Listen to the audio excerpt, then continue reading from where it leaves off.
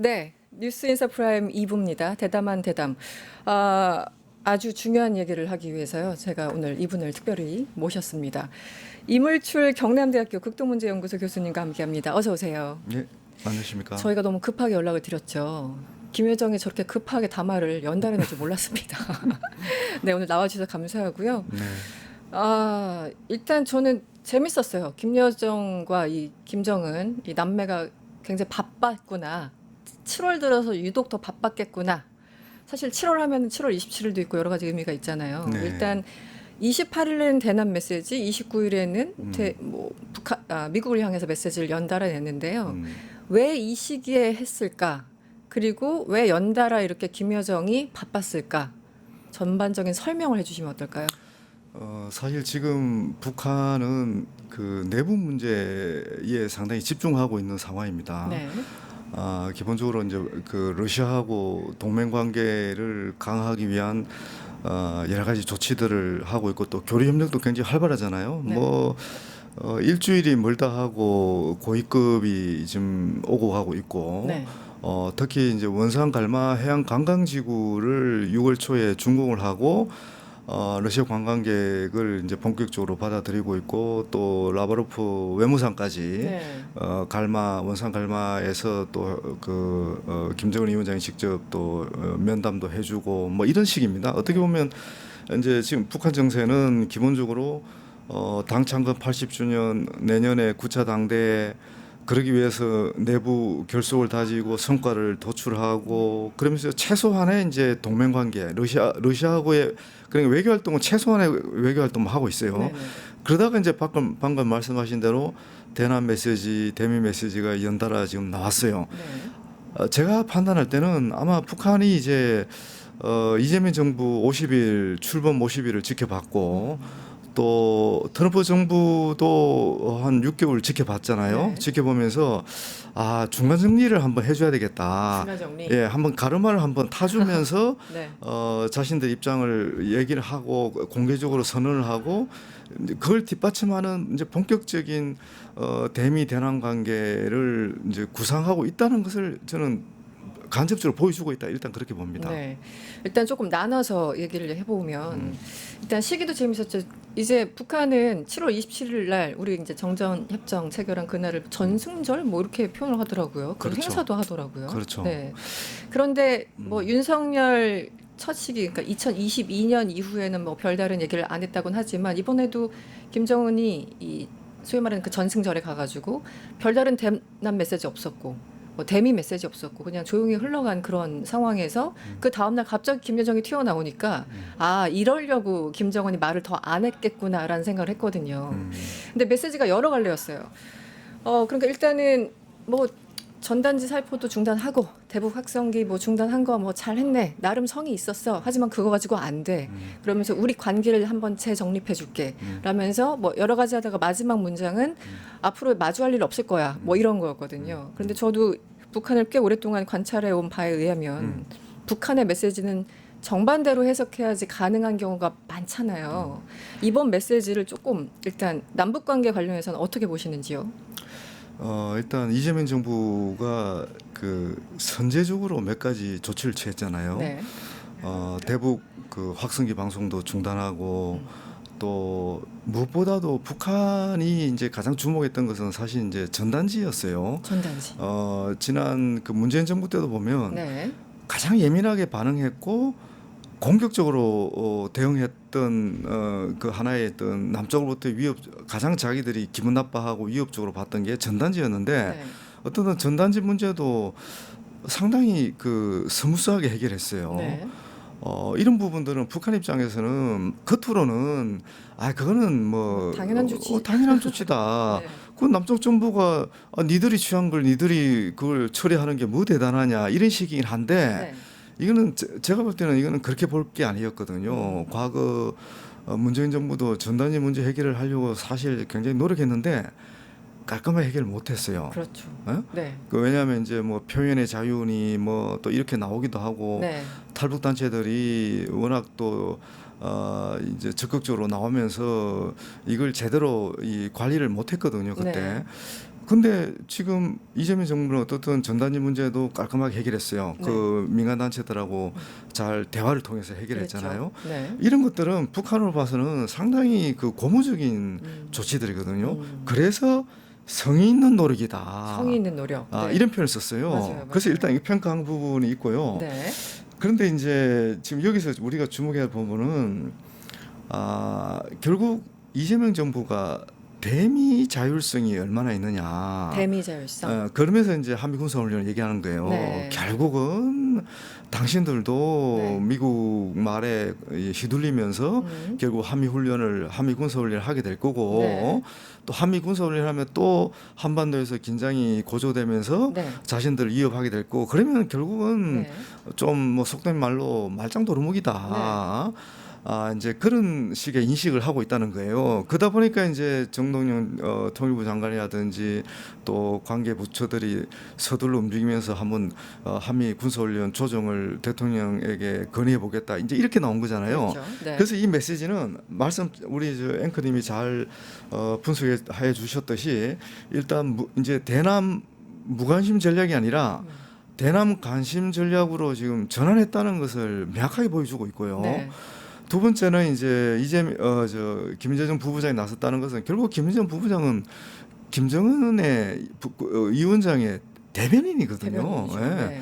그래서 이제 두 번이나 나왔고 또 대남 관계를 50일 동안을 평가를 하면서 뭔가를 과제를 던져준 거예요. 네. 그죠? 이제 그런 부분을 네. 이재명 정부가 어떻게 잘 관리하고 대응하냐에 따라서 네. 이제 그 이재명 정부가 주관하는 하해 협력이 어떻게 이제 좋은 결과를 맺느냐 안 맺느냐가 이제 달려 있다. 그런 어떤 메시지를 보냈다고 봐야 되겠죠. 네. 제가 이 김여정 담화가 꽤 길길래 제 그 워드에 이게 몇 장가 한번 봤더니 1200자가 넘더라고요. 1282자? 네. 그러니까 굉장히 심혈을 기울여서 담화를 만들었다는 느낌. 지금 교수님도 이제 그 담화 내용을 좀 가지고 오셨는데 일단 지금 말씀하신 부분 조금 더 말씀드리면 김여정이 이런 얘기를 했죠. 침략적 성격의 대규모 합동 군사 연습의 연속적인 강행으로 지금 뭐 초연이 거칠 날이 없다. 그래서 너네들과 마주하지 않을 거야. 이 얘기는 8월에 있을 그 한미 연합 훈련 좀 축소해줘. 이런 의미로 해석하면 될까요? 아주 간단하게. 그렇죠. 네. 이 메시지는 정말 북한의 오랜 그 수건 사업을 얘기하는 거거든요. 그렇죠. 북한 연구를 하셔서 잘 아시겠지만 사실 이제 1980년대 후반 그 냉전이 종식되고 난 다음에도 유일하게 한반도에서는 대규모 한미 훈련이 있었잖아요. 네. 팀 스피리트 훈련이라고 해서 네. 그래서 이제 오랫동안 이 훈련이 있었고 이 훈련이 이제 북한의 모든 활동을 사실상 중단시킬 정도로 이제 위협적인 내용이었고 그래서 네. 우리는 방어적이라고 아무리 설명해도 북한 입장에서는 경계를 하지 않을 수가 없었고 또 그래서 이제 준 전시 상태를 선포를 계속하면서 대응을 해왔잖아요. 네. 그러니까 이제 한미 군사 훈련을 중단시키는 것은 북한의 오랜 수군 사업이다.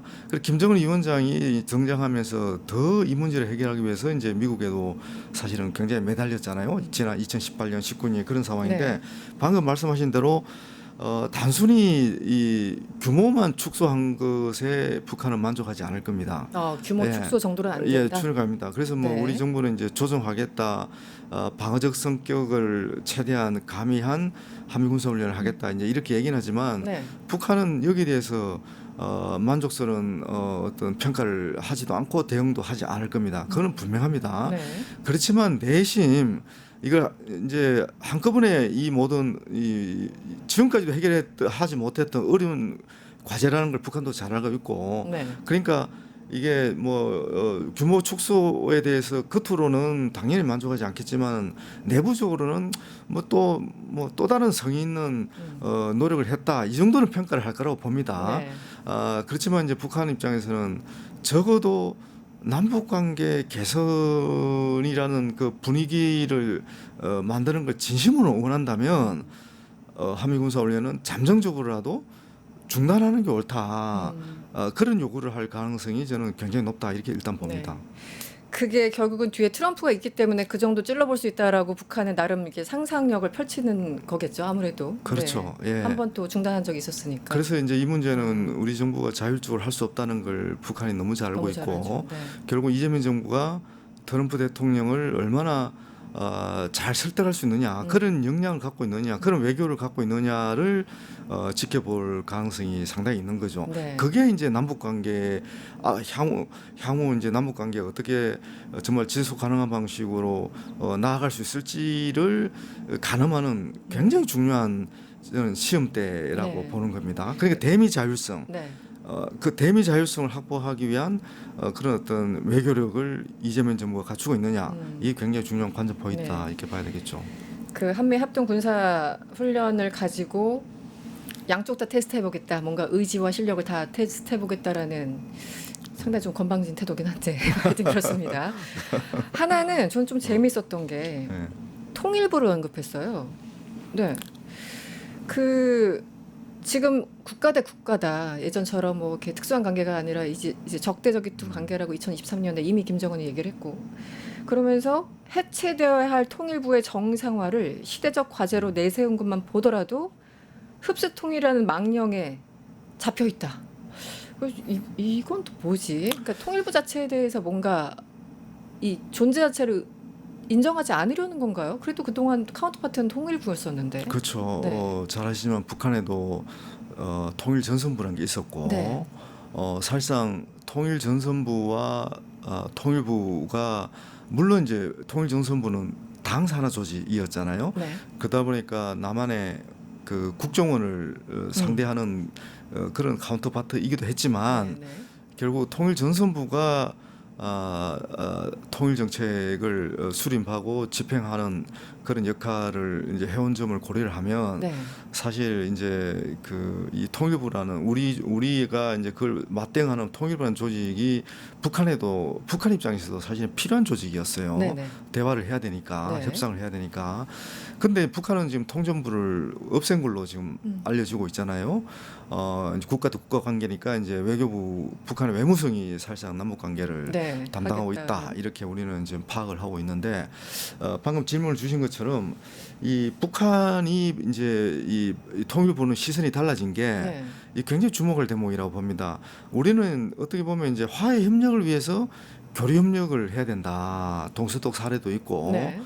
그래서 화해 협력의 수준을 높이기 위해서는 지금 통일부 그러니까 특히 이제 윤석열 정부 때 교류 협력 기능이 굉장히 축소됐잖아요. 또 남북 대화 기능도 축소가 되고 대북 인도적 기능 이런 것들이 다 축소가 되고 어떻게 보면 이제 인권 뭐 이런 것들 네. 북한을 제재 압박하는 이런 기능이 이제 굉장히 강화됐는데 그걸 다시 정상화시켰다는 게 이제 이재명 정부의 네. 입장이잖아요. 네. 이제 이런 방향이면 예전에 북한이라면 사실 이거는 이제 긍정적으로 평가할 수 있는 소위 부분. 말하는 네, 정상화 뭐 예전 기준으로 정상화. 그렇죠. 네. 근데 이제 지금은 이게 북한 입장에서는 별로 두 개의 국가론을 주장하고 있는 상황에서는 이것도 오히려 자기들한테는 또 다른 고민거리로 받아들이는 거죠. 왜 그럴까요?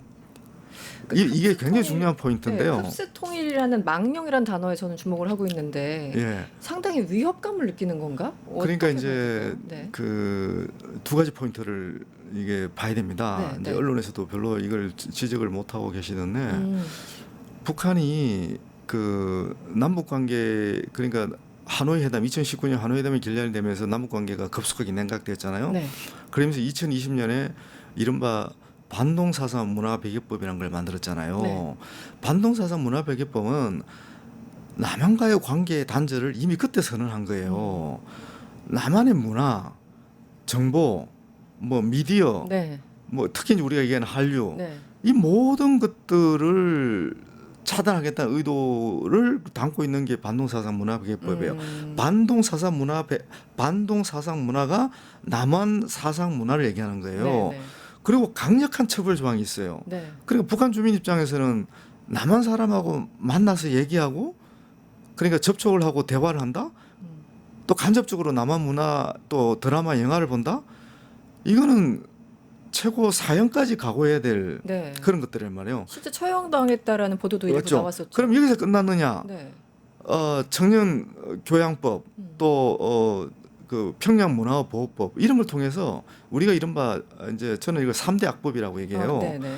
이 3대 악법 아래에서는 남북 대화, 남북 간의 접촉을 할 수가 없는 거예요.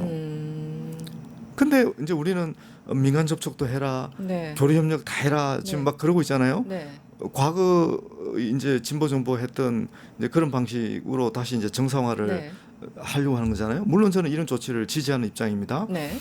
근데 이거는 지금 북한이 이렇게 달라진 북한의 입장에 봤을 때는 오히려 더 위협적인 거죠. 그렇군요. 그럼 왜 북한이 남한과의 모든 차단, 교류를 차단하고 이러고 있느냐? 이제 흡수 통일과 관련돼 있는 거예요. 지금 북한은 고민은 자기들이 뭐 핵 무장국이고 핵 보유국이라고 지금 저렇게 얘기는 하고 있는데 이게 가만히 이렇게 보니까 남북한의 교류 협력 과정들을 되돌아보니까 이 남북한의 문화 격차, 경제력 격차가 여전히 너무 크잖아요. 너무 크죠. 넘사벽이 됐죠. 그러니까 이렇게 해서 이 문화를 접촉한 북한의 간부들이나 엘리트층이나 일반 주민들이 다 변하더라 이거예요. 그렇죠. 특히 젊은 사람들 특히. 특히 청년들. 네. 이게 뭐냐 이거죠. 어. 그러니까 김정은 위원장이 대남 그 시각이라는 게 남한이 정말 믿고 정서스럽기보다는 이 남한하고 뭔가 하긴 해야 되는데 네. 아니 그래서 교류 협력을 이제 2018년 19년에는 적극적으로 하려고 했잖아요, 그죠? 그랬죠. 근데 이제 결국 이제 우리의 역량 부족으로 사실은 나는 못했다고 봐요. 그런데 이걸 쭉 지켜보니까 자기들한테 실익은 안 되면서 네. 사람들이 이 주민들의 의식이 변화가 되면 자기가 원하는 어떤 목표 달성을 위해서는 주민들을 통제를 해야 되는데 그렇죠. 특히 이제 말씀대로 청년 세대, 특히 이제 군인 세대 잘 통제 관리를 해서 정말 국가 경제 발전 5개년 계획, 국방력 발전 강화 계획, 5개년 계획 이런 것들을 지금 달성을 해야 되는데 네. 이 사람들이 이 통제를 제대로 못하면 그 노동력을 제대로 집중시킬 수가 없거든요. 그러니까 이거 굉장히 중요한 포인트입니다. 그 백두혈통의 그 정권 자체가 흔들릴 수 있다라는 그렇죠. 생각 때문에 사실 그렇죠. 그런 그래서 거죠. 우리가 남북 네. 관계를 볼 때는 단순히 그냥 오고 가는 이 워딩만 봐서는 안 되고 지금 북한 내부적으로 지금 짜여져 있는 그 구조들을 네. 쉽게 김정은 위원장 본인도 쉽게 이 바꿀 수 없는 그런 구조가 존재하는 거예요. 네, 네. 그래서 우리 정부가 나름대로 뭔가 열심히 화해 협력을 다시 하고 한반도의 평화를 만들려고 노력하는 것은 이제 우리가 다 긍정적으로 평가할 부분이긴 하지만 북한 내부의 이런 복잡한 구조 딜레마죠. 네. 개방이냐 쉽게 말해서 통제냐 네. 지금 원산 갈마 해양 관광지도 똑같은 딜레마를 안고 있는 네. 거거든요. 개방한다고 막 선전하더니 갑자기 또 중단 이렇게 됐어요. 그렇죠. 네. 북미 관계도 똑같은 딜레마예요.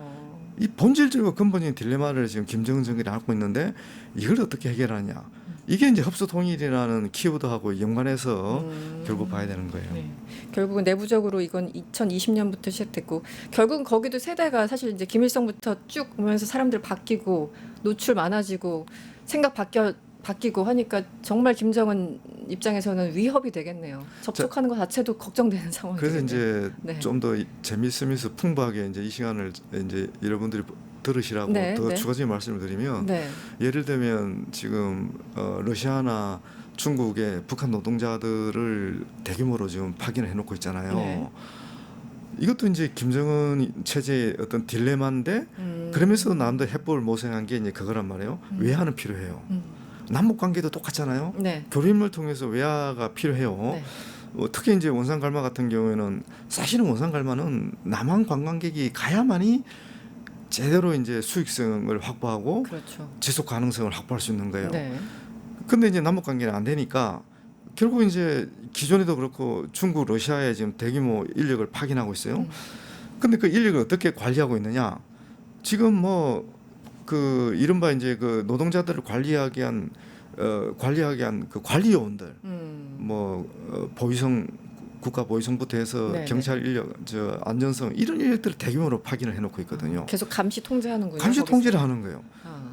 근데 그러면서 외화는 외화대로 벌면서 그러면 통제를 하는 이 시스템을 지금 유지하는 거예요. 그래서 간신히 지금 그 해외 파견 노동자를 그 하고 있고 그리고 지난번 제가 얘기했지만은 네. 북로 관계도 지금 공병대도 대규모로 보내지만 네.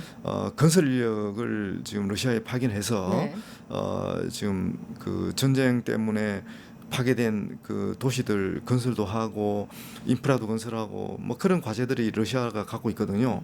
그걸 이제 또 북러 간에 협력을 하겠다고 해서 네. 김정은 위원장이 대규모 또 인력을 파견하는 그런 논의도 했잖아요. 네.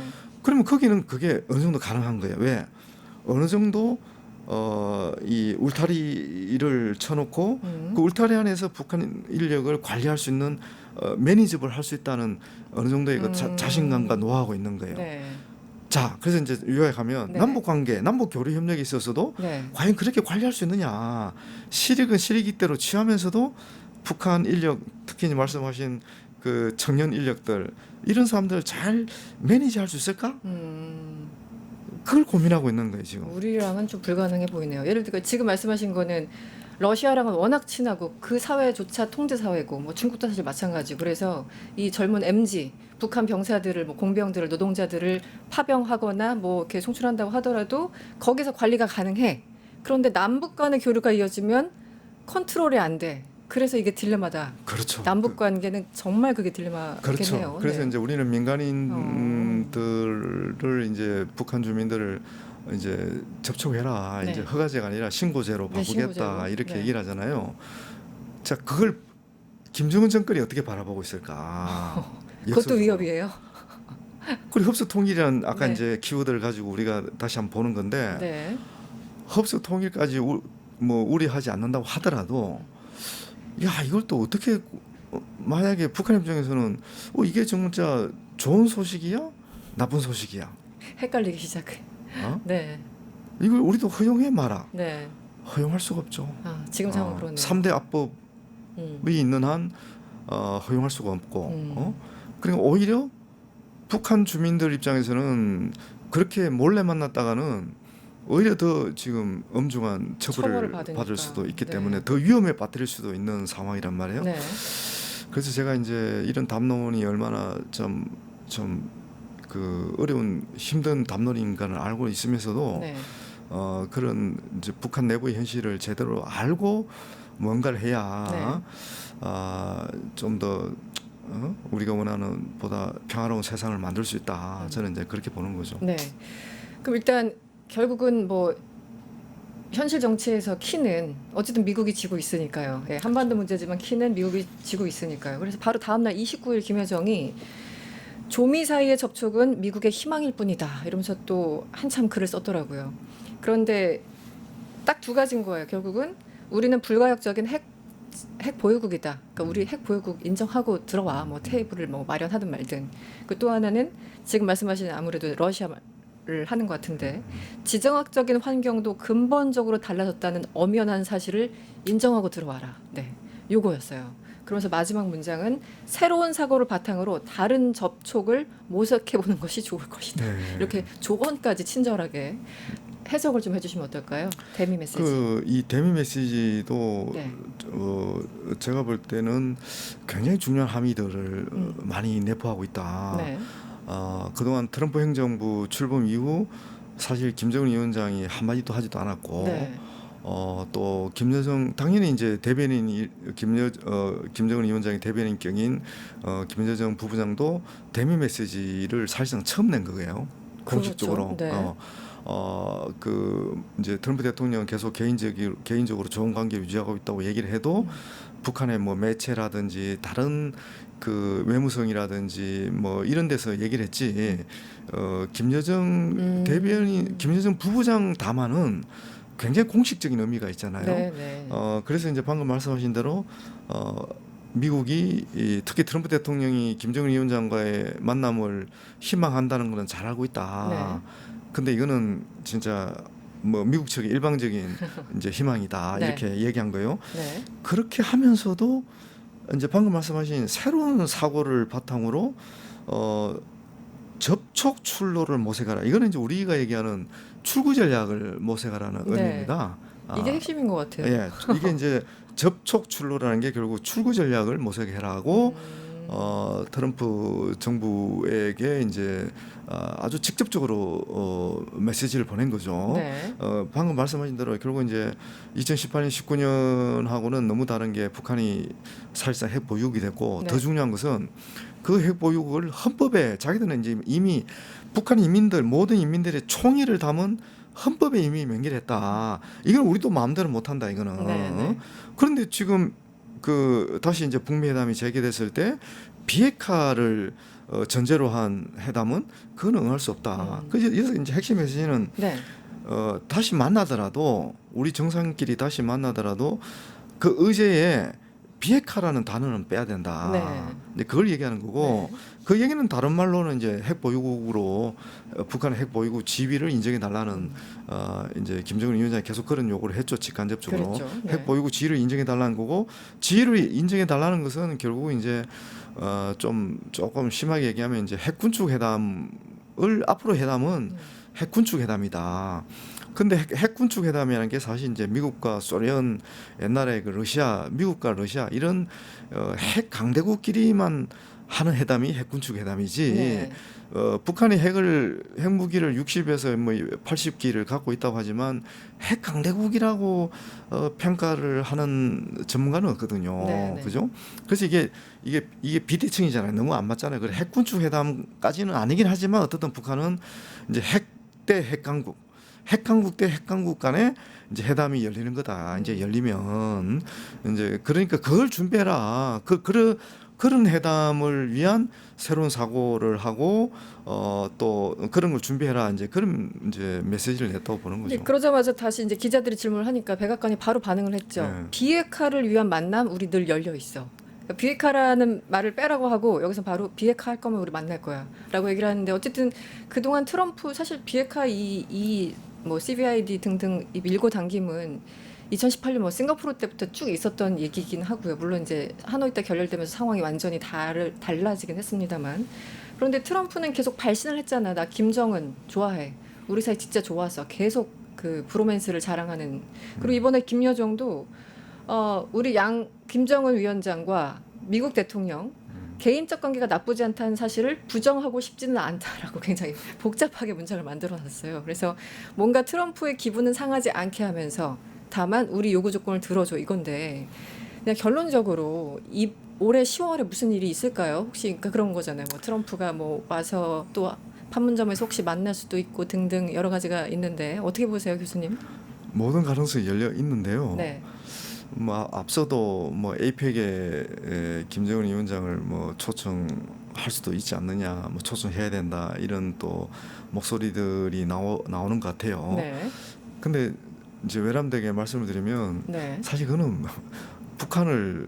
북한에 대한 이해 수준이 그 상상력이. 예, 그거는요 완전히 상상력의 어떤 문제고요. 뭐 희망사항이죠. 저도 그렇게 되면 좋다고 생각하고요.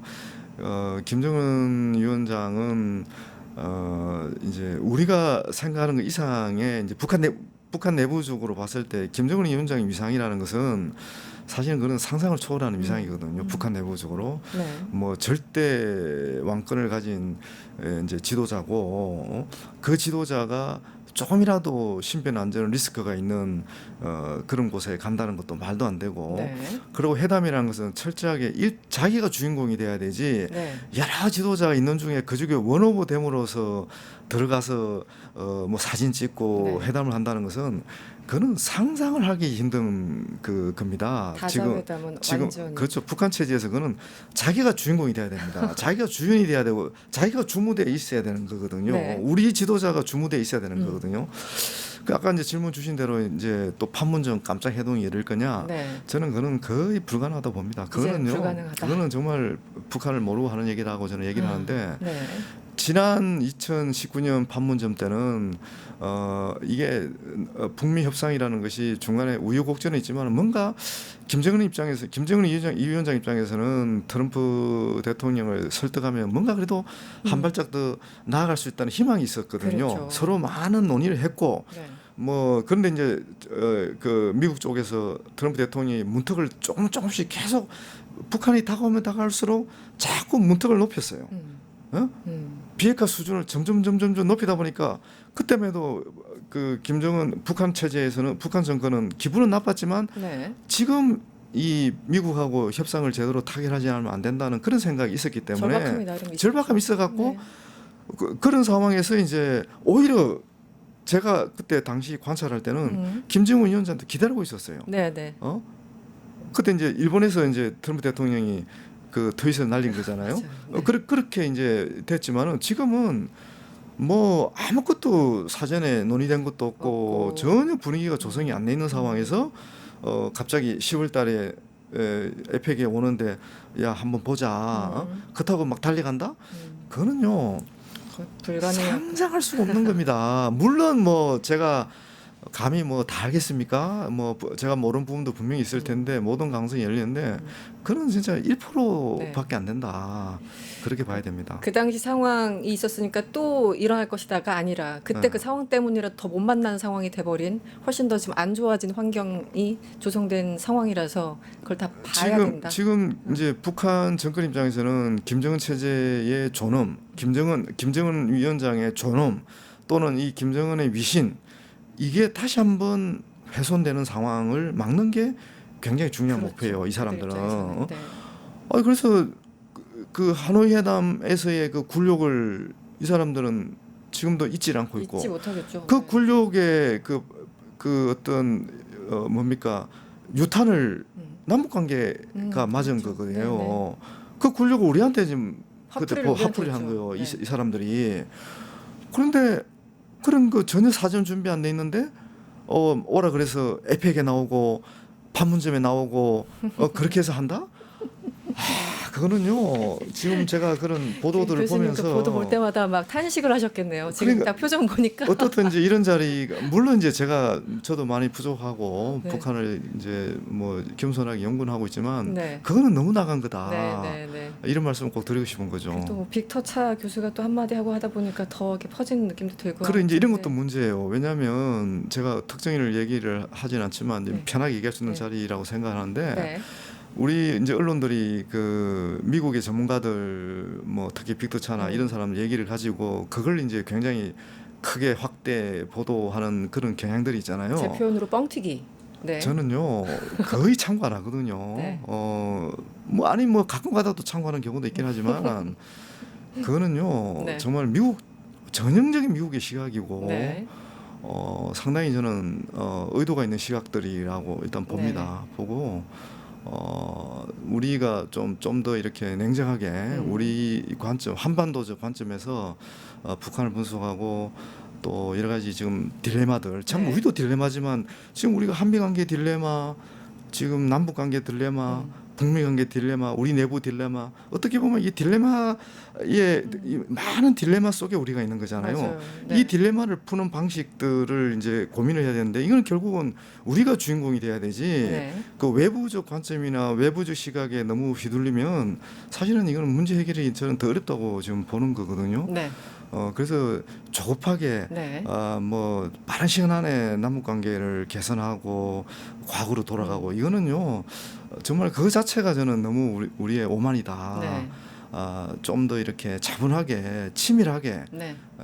이 지금 말씀드린 이런 딜레마를 해결하는 방법을 찾아 나가야 되지. 네. 지금 뭐 알겠습니다. 올해 안에 뭐 어떻게 보면 예를 들어서 북미 정상회담이 열리고 남북 정상회담이 열린다는 지금 기대를 하고 있는데 네. 그거는 너무 우리가 앞서가는 그 전망이다. 너무 기대다. 기대 이렇게. 섞인 전망들이 많아서 좀 예. 답답하셨던 상황 같습니다. 알겠습니다. 네. 제가 사실 오늘 뭐 김주혜 등등도 여쭤보려고 했는데 오늘은 도저히 시간이 안 돼가지고 일단 교수님 보내드리겠습니다. 지금까지 이물출 경남대학교 극동문제연구소 교수님과 함께했습니다. 오늘 고맙습니다. 예, 감사합니다. 유튜브 구독하고 실시간 채팅과 댓글을 남기시면 매일매일 7,000TTCO를 드립니다. 참여 방법은 통통물 어플을 다운로드하고 회원가입과 로그인을 해주세요. 마이페이지에서 나의 회원 고유 번호를 복사해주세요. 유튜브 구독 후 실시간 채팅이나 댓글창에 고유 번호를 한 번만 입력하면 준비 끝! 지금 유튜브 채팅과 댓글 쓰기 참여하고 7,000TTCO 받아가세요.